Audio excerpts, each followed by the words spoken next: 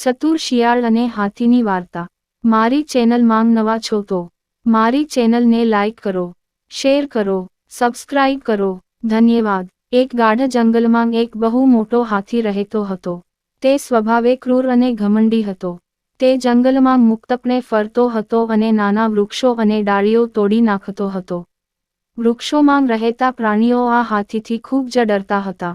એક દિવસ હાથીએ ગુસ્સામાં કેટલાક વૃક્ષો તોડી નાખ્યા, જેના કારણે તે ઝાડ પર રહેતા પક્ષીઓના ઈંડા અને માળા જમીન પર પડી ગયા અને નાશ પામ્યા। હાથીએ જંગલમાં સર્વાંગી વિનાશ સર્જ્યો હતો। હાથીના ડરથી વાઘ અને સિંહે પણ સુરક્ષિત અંતર રાખ્યું હતું। જંગલમાં તેની નશામાં ચાલવાથી ઘણા શિયાળના ઘર બરબાદ થઈ ગયા હતા, જેના કારણે શિયાળમાં હાથી પ્રત્યે ભારે રોષ હતો।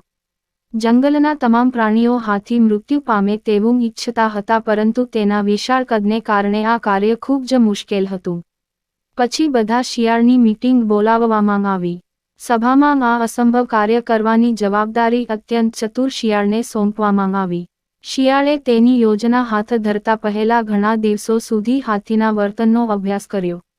એક દિવસ શિયાળ હાથીને મળવા ગયો અને તેને કહ્યું, મહારાજ, તમારી સાથે વાત કરવી જરૂરી છે। તે આપના માટે જીવન અને મૃત્યુની વાત છે। હાથીએ તેના સૌથી મોટા અવાજમાં તેની થડ ઊંચી કરી અને પૂછ્યું, તું કોણ છે અને તારે મારી પાસેથી શું જોઈએ છે? શિયાળે કહ્યું, હું આ જંગલના સમગ્ર પ્રાણી સમુદાયનો પ્રતિનિધિ છું। અમે તમને અમારા સર્વોચ્ચ વડા, રાજા બનાવવા ઈચ્છીએ છીએ। કૃપા કરીને અમારો પ્રસ્તાવ સ્વીકારો। હાથીએ ગર્વથી તેની થડ ઊંચી કરી અને વિગતો માંગી। શિયાળે આગળ કહ્યું, હું તમને મારી સાથે લેવા આવ્યો છું। રાજ્યાભિષેક સમારોહ જંગલની મધ્યમાં થશે, જ્યાં હજારો પ્રાણીઓ પહેલેથી જ એકઠા થયા છે અને પવિત્ર મંત્રોચ્ચાર કરી રહ્યા છે। આ સાંભળીને હાથી ખૂબ જ ખુશ થયો। તેને હંમેશા રાજા બનવાનું સ્વપ્ન જોયું હતું। તેને વિચાર્યું કે રાજ્યાભિષેક સમારોહ તેના માટે ગર્વની વાત હશે। તેને શિયાળ સાથે જંગલમાં જવાની તૈયારી કરી। શિયાળે કહ્યું, આવો મહારાજ, મારી સાથે ચાલ। શિયાળ હાથીને સમારંભ માટે એક કાલ્પનિક જગ્યાએ લઈ ગયો। રસ્તામાં તેઓને એક તળાવના કિનારે એક ભેજવાળા વિસ્તારમાંથી પસાર થવાનું હતું। શિયાળ શરીરે હલકું હોવાથી કોઈ પણ મુશ્કેલી વિના નાનકડા ભેજવાળા વિસ્તારને પાર કરી ગયો। હાથી પણ તેના પર ચાલ્યો, પરંતુ તે ભારે હોવાથી તે સ્વેમ્પમાં ફસાઈ ગયો।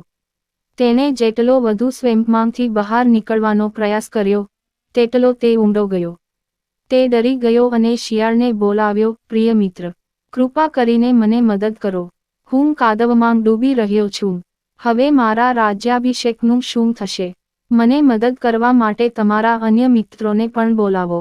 શિયાળ બોલ્યો, હું તને બચાવવાનો નથી, તું તેના લાયક હતો।